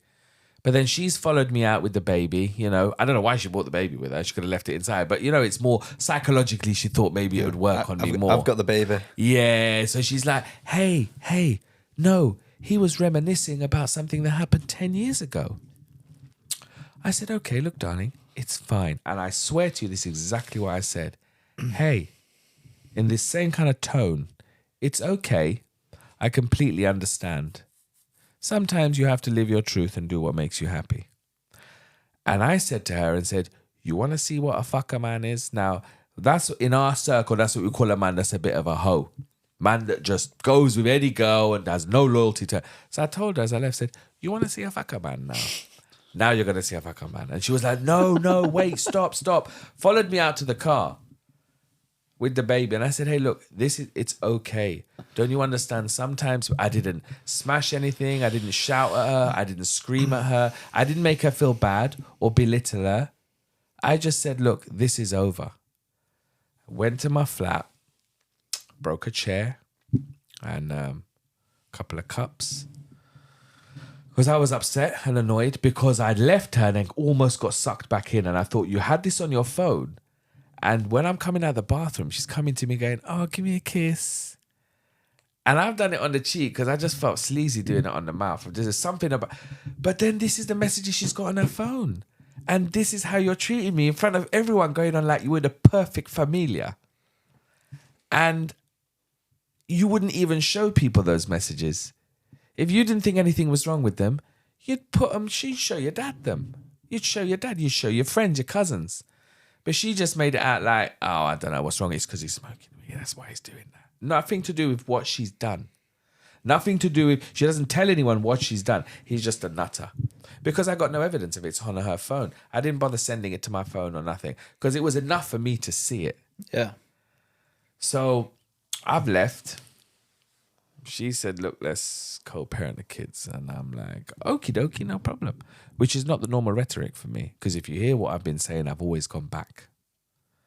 So for me, sticking to my guns and just being like, nah, I'm not going back to you, I'm done with this, And her normal triggers of saying things like, well, I'm going to meet someone else. And when you think about your girl being with someone else, you're like, nah, you know what? It's all right, I'll come back then. But I was like, I really hope you do. I wish you all the best. And to be loved by someone and stuff is an amazing thing and I wish you all the best. And we were kind of amicable. But I think in her mind, she had it as, this is a phase, he's going to come back to me. And it seems like that's what she was holding off for. Now, the last time I saw my daughters was just when they came back from a holiday that I paid for them to go to in 2022. So we'd kind of broken up in April, May. And then we were just kind of just communicating, and I was picking up the kids from school, dropping them to the little one to school. I was still seeing her. When she was on holiday, that was the moment that I had for clarity, because I didn't have her here and I didn't have to answer messages because she was on holiday. So that moment of clarity really gave me some perspective and gave me time to think about, hey, could you live without her? You're living without her now. She's gone on holiday for 2 weeks. What's the matter with you? And it started to make me think about where I am, what I'm doing, and how I can survive. So we were agreeing to co-parent. We were going to co-parent. And then when she's come back from holiday, she's asked me to come and look after the kids. This was July 19th, 2022, actually. That was the last time I saw the girls. And she obviously expected a hug and a kiss because on the 15th of July, a few days before that, she had said, oh, it's my grandmother's funeral. What, can you come over and comfort me? Now, I think we know what that means as your ex, but I was like, nah, because I'd been with Jazz for a week now. So I was like, no, because the week I've had with her was so just a spark to think, you know what, this might be the one, was enough to me to go, I would not disrespect her. And you know, a man can do that. I could have just still slept with my ex and not told anyone. But I thought, nah, you know what? I want to give this a real try. And I don't want her to feel like she's got that over me because it doesn't shoot gold out of it. Let's be real. It's not a magical thing. She doesn't lay golden eggs. I mean, she's just a normal person. And it's us that puts the value on it. So I was like, nah, I'm okay.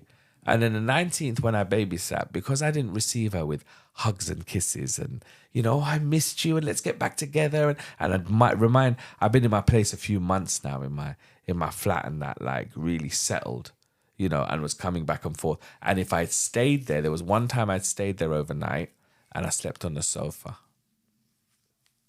So I made it clear, I don't even want to lie down in the bed with you. And as she offered and said, oh, come into the bed with me. And I was like, nah, I'm okay. I'll be on the sofa. And I know that those things bring a reaction. I know what that's going to bring. But it got to the point where I just didn't care now. I just thought to myself, I've been through so much with you that a little bit of verbal, and you know, you become desensitized to it where you've had to deal with it so many times, not seeing your kids. And my mum said something very profound to me. She said, son, sometimes you have to love your children from a distance. Sometimes that's what you have to do. You have to love them from a distance. You don't love them any less. You send that to them. You pay them money or whatever and you send that love to them. So that's when I started to see things a bit differently. But when I throughout the year was trying to see the kids on and off, and, you know, and then after I babysat on the 19th of July, she called the police because I didn't receive and hug and kiss her the way she wanted. So she told the police that I had stolen the children's passports because they just come back from holiday. She told the police I'd stolen the children's passports and I was going to kidnap the children and take them abroad. Sorry, I laugh because I'm not a citizen of no other country. And England's my country and I speak like broken Indian at best. So can you imagine, like you see how I'm dressed now? You imagine me blending into Karachi or to somewhere like that, like a spy with my 2 foreign kids. Like, so to me, like 8 officers came to the front and the back of my house, 2 vans, a police car, mace and taser. And they basically arrested me, but they got me out of the house first. So they manipulated what they said. They said, oh, you professor, they asked for my name. I gave them my name. And then they said, oh, you're under arrest for burglary. So I was like, what? Because I've never burgled anything in my life. So they said, you've stolen your ex's passport. She's reported. So I'm like, well, come and have a look. And to be honest, I'd just moved back into the house. There was hardly anything in it. So they searched the house, found nothing. That was it. They still arrested me because they found a small amount of cannabis. So they arrested me for that, took me and locked me up for 17 hours, even though they didn't find the passports, to talk about the passports. So NFA on that, nothing came of it. And the officer said, look, as he was letting me out the station, saying, look, I understand what you're going through. We get a lot of this, but just don't contact her again. So from that, I didn't contact her because it's really stressful being locked up for something you ain't done. If you've done something, fine. But if you haven't done it, it's worse. And they've already made their judgment up. So my ventilation was turned off. It was one of the hottest days in the summer. I was allowed 3 cups of water in a 17-hour period. I was given nothing to eat. My toilet was blocked. They wouldn't even open the vent. Now, this, I can understand if a woman comes in and goes, this man is all of this. I can understand you're going to have emotions. I totally get that. But sometimes you expect a level of professionalism from people that have on a uniform. Like me in my job, I can't judge someone because they're a Nazi, because they've got a swastika on their forehead. I will deal with them and give them the same level of care that I would anyone else. I would not judge them for that. So this is what frustrates me sometimes, is they don't even know me. They're taking the word of this woman who's manipulating you all, who's stopping you from going to get real criminals, and it's just allowed. There's no price being paid for that. Women are allowed to do it all the time. So that happened to me. So I stopped contact. I stopped all contact. Now, then she tried to phone and FaceTime me. Now, I understood why she was FaceTiming me. And this was like early 2023 now. This was after the police stuff and that. Like, so when she's phoned me, she's seen that I've been on FaceTime. She's FaceTiming and she's realized that I'm not in my bathroom. And when that's happened, that's when she's kind of like freaked out. And before then, I saw my two girls for the first time on FaceTime. Saw the baby. The baby was saying Dada. And I'd seen her like 8-9 months ago. So for me, it was mad because, I didn't quite understand. Yeah, I didn't quite understand it. It was mad. Like, I didn't quite get why she would freak out that I was in, because she asked me, whose bathroom am I in? So I could have said, I'm in my friend's bathroom, but I felt committed to my partner. I was like, I'm not going to lie anymore. What's the worst you can do to me? So I told her, I'm in my girlfriend's bathroom, and that was it. Hung up the phone. I can't get any contact. And let me read it to you because it's quite a poignant text. Like this is what makes me laugh with her, is because it's basically you need to. This is when I was asking. I've begged. There are many times I've texted her during the time. Please, can I see the kids? Please, can we sort out all of our stuff? Can we sort out joint contact with the kids and that? So she sent me a message saying, I think it's best that you go through the courts to contact the kids and to get your contact with the children. Oh, I can't find her name now. Yeah, so you need to go through court to contact the children. Here it is. Dear Praful, given the circumstances, it would be a lot safer if you would go through the correct channels so that the courts can assess your fitness and that all decisions are made in the best interest of the children. Regards. Now, you've just had a baby with me, but all of a sudden I'm not safe to be around the kids. You think that the court needs to assess. So that was the last contact. That was the last kind of communication. I've gone to mediators twice because I've tried to start the court process. So I went to a solicitor and I thought, you know what, let me try mediation. Tried the mediator, she didn't even respond to that. Tried that twice. So then the court said, like the solicitor said, look, it's going to cost at least £1,500 to just start the process, the form and everything. Now, I know I can do it myself. But I don't want to put the future of my children in my hands in that way when it comes to forms. I don't want to not fill out something. And the last time that I did it, my solicitor, what they did is they helped me to fill out the form and I gave them a smaller fee. But right now they're looking at £1,500 to just start the process. And that's what's held me up because financially I've got other kids to look after. And also, I have to think about the cost. But I was hoping that she would see sense, like, like even kidnappers, like gangsters, wouldn't keep a kid for 2.5 years. Like, and I think, like, are you more gangster than a gangster? Like, how could anyone, and I consider myself quite a hard, tough man. I couldn't do this to my little girls and not let them see their mum. I couldn't do it. Someone that is hard, tough, that can really, I couldn't do this to a child and not let them see their mum. Like, I did it for a few months with my boys. I was like, you gotta go to your mum. So I'm like, I don't understand how you can hear a little girl that knows she loves her dad and wants her dad, and you don't respond to that. Like, you can't, and you know me as a father. She's seen what I'm like with my little girl and the affection we have together and how good a father I am. And she's only recently unblocked me. And I know the reason she has is because she expects that is her olive branch. Well, I've unblocked him. Now, why would I contact someone that has called the police on me twice and the NMC on me twice? Why would I do that? And you've said the things you've said. I'm so afraid. And this is what happens. These women put men in a position where they're so afraid because the system deems you as believe women, believe all women. Yes, but with that should also come believe all men. Because I don't know how they're talking about equality and you want to believe all women, but believe some of men. Yes, some men are liars, but some women are liars.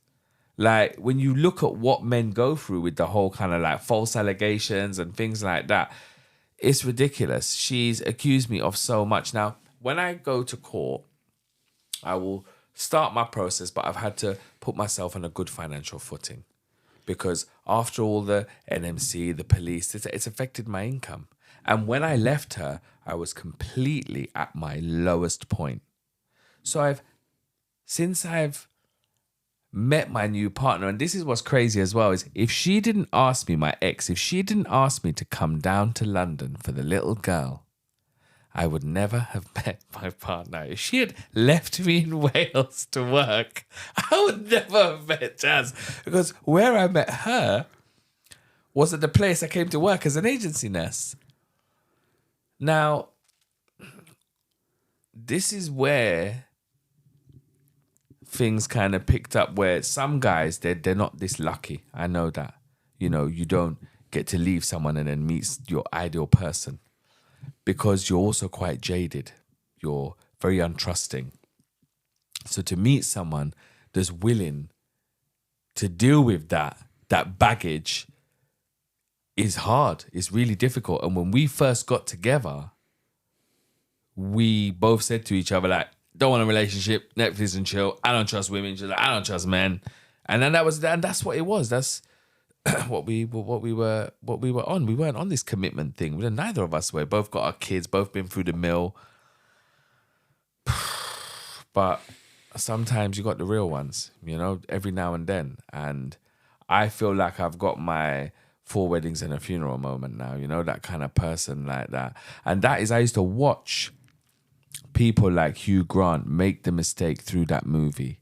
And you're looking at him going, yo, bro, why didn't you ask her out then? Why were you fannying about and letting her go? And then, so I used to, from a young age, I was like, anyone I like, I'm going to tell them. I'm going to tell them, yo, I like you. And then if they tell you no, fine. But I'm not going to live like that. So I said to Jazz, and said, yeah, let's get together. And yeah, since I've left my ex, it's been hellish. But the not contacting her, the not feeding into the status updates, because she did a jibe. She put a status of my daughter in the back of her hair and how long her hair is, and said, "Oh, it's so hard to manage," and then a lovely plait. So she does those things to dig at me, because everyone knows how hair long is, but that is not going to work, because I think she knows that what she's doing is illegal. You can't keep me out of their lives. I don't know where they live. I don't know their doctors, nothing about their health, nothing about their education. There's no order made against me. There's nothing to do with social services with me. And I've done nothing wrong. So you can't just kidnap kids, man. Part of the problem is it's not illegal until you go to court and then you have to fight it. She can do it. No, but this is what I mean. It should be, bro. Yeah, like, you can't just like, and that is alienation. And this is what I've been reading more on now. That's another reason why I waited. Is the last time I went to court, my ex-wife said he's horrible, he's abusive, he's this, that, and it was all written down. And I was like, hang on a second. I've never had police called on me. She's got no pictures. I've never bruised her. I've never hit her. Nothing. And you lot are gonna write that in court papers, like. I was so baffled, because the UK is law-based, fact-based. But that was like total madness. And then you want to mention it in a report like it's something that is fact. So to me, that was not something I wanted to go through with her, with my the mother of my daughters. So that's why I waited as well to see if she would see reason, if the boiling would calm down. But she seems just as angry now as she did then. So that's what makes me feel sad, is like, what are those little girls going through? Like, you know, what are they going through when the little girl's asking for her dad? Like, what are you telling them? And I'm getting therapy and things because I was in a really low point. December is when I was really low because it was the third Christmas now that I've missed. And I feel it more when I'm with all my other children. I miss them because there's that guilt as a parent. You having fun with your kids and your partner and everyone, but you can't help but feel guilty and think, oh man, they should be here. And then that moment is tarnished a little bit by that. So you never fully engage in joy. But December, I was like, yeah, I need to sort this out because I was just tired of feeling sad all the time. Like, I became accustomed to it. But being with someone new, where you're able to, like, I want to be a better version of myself now. I want to, you know, when my partner tells me about trauma and how trauma affects you, I had no idea how trauma affected your behavior as an adult. So she's helped me to see these things. So I've been more comfortable now to seek therapy, to get a bit of CBT, to try and acknowledge and fully admit, like, I need some help with this because it's nothing worse than feeling like someone's kidnapped your kids. Like, just the thought of it. Imagine you don't know where they are, what they're doing, what they're eating, who's with them, you know? So there's a lot of stuff that messes with your head, you know? And you know, to think that I didn't see my daughter and she was 8 months old. Last time I saw her, like 8 months, 7 months, and she's now 3. You know? Yeah. I don't understand how anyone could be so cold-hearted, bro. But like, I've met someone new. I've sorted out my working relationship. I want to be a better version of myself. I'm gonna be seeking the legal advice to go down that route. But I've had to back up money because my worst fear was we need another £7,000, sir, and I ain't got it, and the whole process stalls, and so I've had to. Because we all know it's within the tens of thousands. Have you not thought about doing the litigant in person? I'm too afraid of doing that. And Really? the reason is because if I get something wrong, the language as well that they use. And if I get something wrong, my worst fear is that happens. I do something wrong. I don't tick the right box or something. And that has a detrimental decision. I want to know someone else can be responsible if this fails, not me. Well, you can get a Mackenzie friend. They help you with all the paperwork. They can whisper in your ear. And the thing is, if you go down the route of having a solicitor, you're then in, you might go from case to case to case. I was on a live with a guy last night, £500,000 he'd spent. I'm not even joking, £500,000. A typical amount is like 50 grand. Yeah, I know. Which is a stupid amount. And that was seen as an acceptable amount by judges. That's like half of my mortgage. It's a stupid amount. I will try, but my fear is the thing. If you can mess it up at the start. But if you get a good guy to support you at the start, make sure. From what I've been told, getting your case right from day one, and making sure you're saying the right things initially, and then they can guide you. But the cost wise, world's different, because then if you don't get it, is your ex going to get a solicitor? Yes. Is she going to pay for it? Probably. Okay. 100%. She's going to fight me tooth and nail. Fails the first time, go back to court. Fails the next time, go back to court. Yeah. If you're late getting in person, it'll cost you the fee to actually go to court. It'll cost each time to defend. And a Mackenzie friend is free. No. You got to pay for them. About £600. Okay, that's quite cheaper than a lawyer. Lawyer's Significant. £150 an hour, man. I know Mackenzie friends who are like as qualified as a solicitor. I'm going to have a little bit more of a serious look into it because I've been so focused on Just because you get a solicitor doesn't mean you're going to win. Does not mean you're going to win. I know, I had a solicitor last time. Yeah. And I ended up walking out of court only because when I realized that I said to her, I only want every other weekend, which to me was the least I could ask for, every other weekend for my boys. And the lawyer was like, she ain't going to let you have that. I genuinely said, well, what am I fighting for then? What am I here? She can have full custody because they're my kids regardless of what a paper says. So that's why I said, there's no point. But because the little girls are younger, my boys were old enough where they could come and see me. But because the girls are younger, but the Mackenzie friend is something I've heard about, funnily. And there's a guy on TikTok as well, I see. And he talks a lot about it. There's a few of them.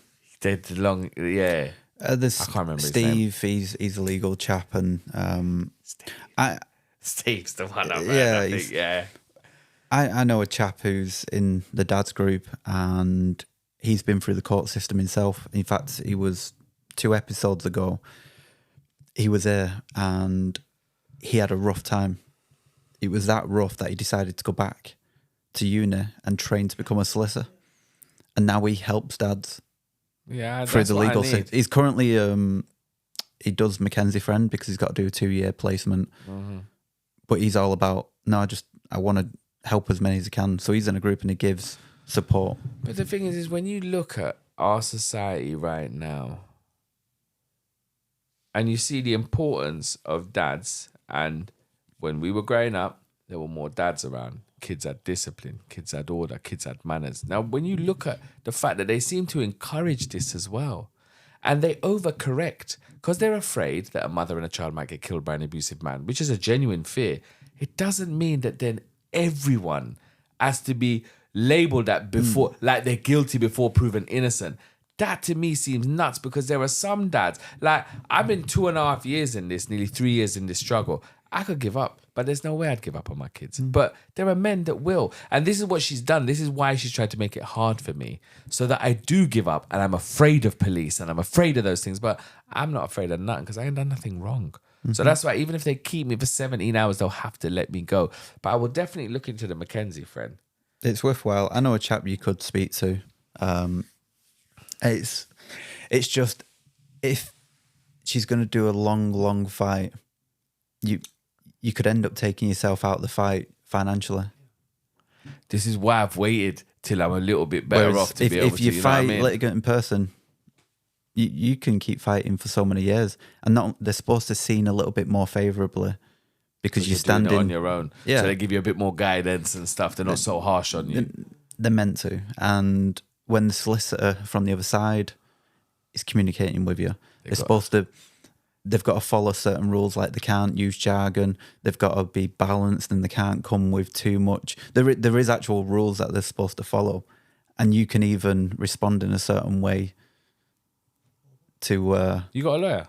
No. Okay.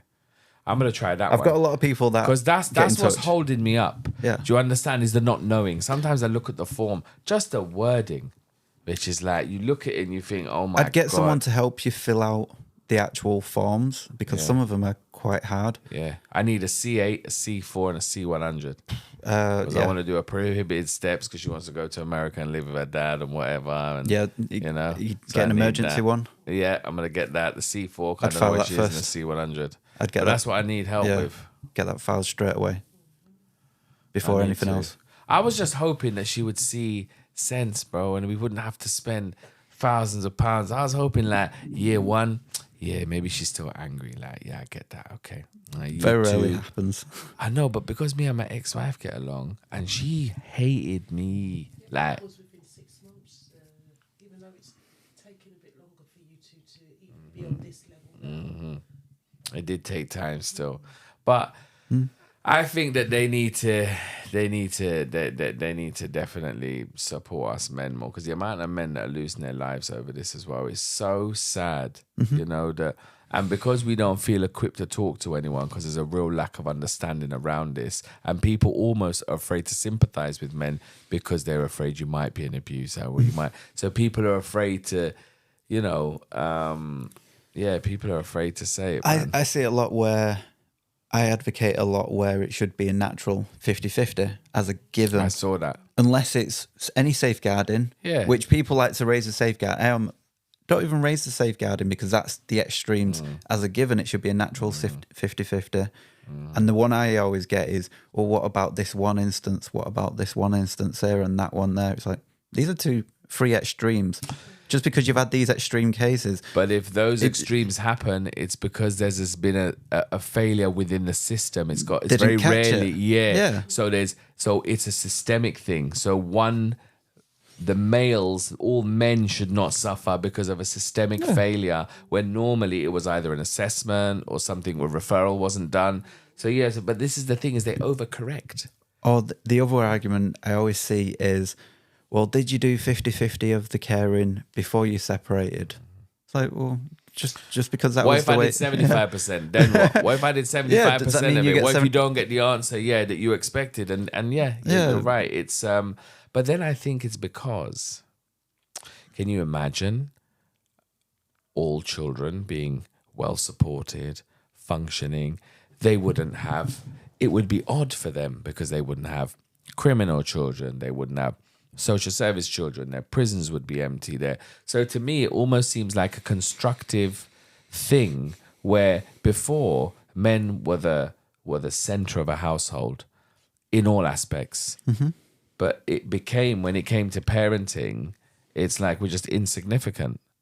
And we're okay as breadwinners until you don't want to be with us. Then you're like, the kids don't need their dad as breadwinners. But what about that they needed their dad? So this is the thing for me, is almost like our role has kind of been watered down, where they're almost making kids feel like you don't need a dad.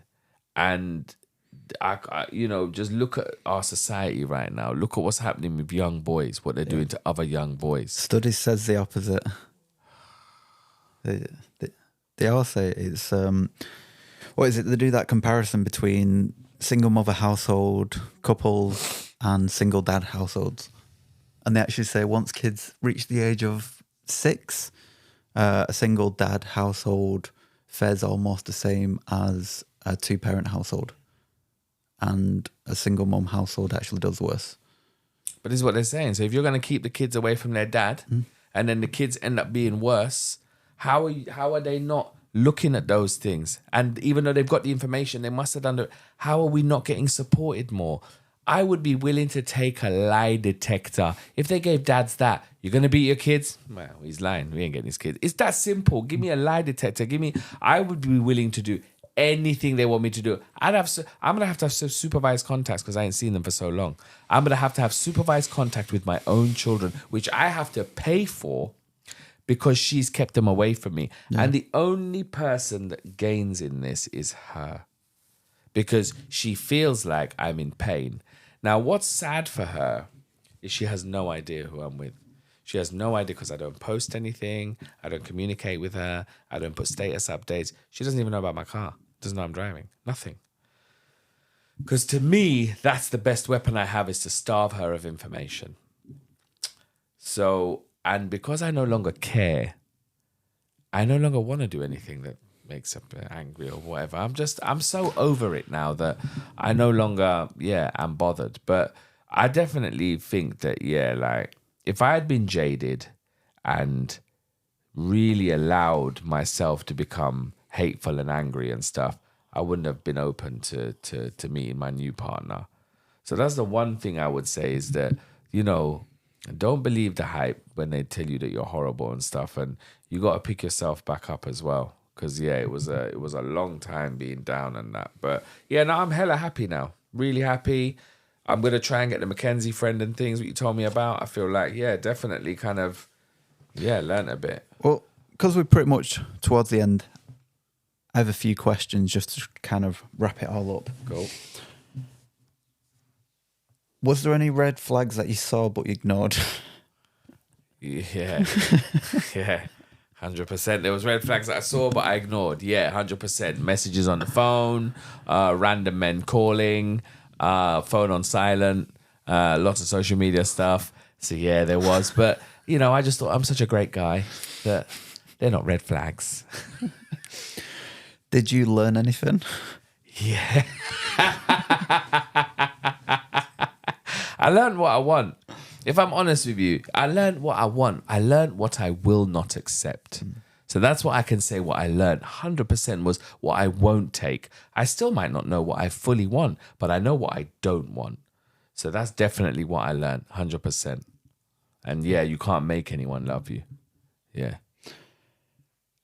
What advice would you give to someone else going through separation? Run! No, I'm joking. What I would say is, you know what? Is don't talk about your ex to your kids. You got kids and that involved. Don't talk trash about your ex, because remember, that's the mother of your children or the father of your children. And you want to maintain that kind of, that high kind of place where your kids respect you and look at you like an individual that's different from the rest of the people, a higher place. So don't do that. Definitely try and get some psychological support. Don't wait till you're so deep that you don't remember the last time you were happy. Like, well, if you can't remember the last time you were happy or had some joy, you need help. Like, get help. GP, friends, and be honest. That's another thing. Guys, we tend to lie when it comes to the getting help. Like, we'll tell the doctor, yeah, I'm okay. But you won't be like, you know what, doctor, I consider killing myself like 3 times a day, every day. You very rarely will you say that. Why? I don't know. Because it's not like the doctor's going to judge you for it. Like, I talk to 100 people a day. But so that I would say be honest and get help. That would be my advice. And you know what? Go with your gut. You see, if your gut's telling you something's not right, then go with your gut. No one's saying make a rash decision. No one's saying track your girl and, get a private detective. But if something doesn't feel right, it's probably not right. And don't sacrifice your own happiness. That's not okay. That's never meant to be done. Both people should be happy. You shouldn't be less happy than the other person. From the point of separation, would you have done anything differently, knowing what you know now? Probably not told her I had a girlfriend. If I'm honest. I did the same thing. Well, this is the thing is I thought, if I'm honest, it's like a Band-Aid thing, innit? Rip it off now. As opposed to it getting ripped off later. I honestly thought I was doing the honourable thing. But, I don't know, like, that'd be the one thing is I wouldn't. And everyone told me, yo, don't tell her. I'm like, no, I'm telling her, bruv. Like, what can she do? But I think it's the one bit of power you have. Remember, you've been powerless in your relationship for so long that one bit of power to say, yo, you said I was undesirable. Well, actually, I've got someone. It's a bit of that as well, But that'd be my thing is don't tell them about your partner for as long as you possibly can.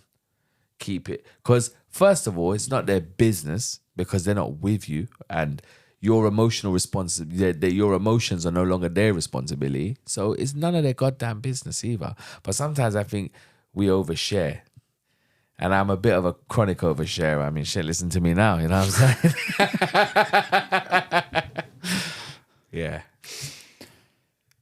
So after you went through what you went through, the separation, 6 years, was you hesitant about getting into another relationship?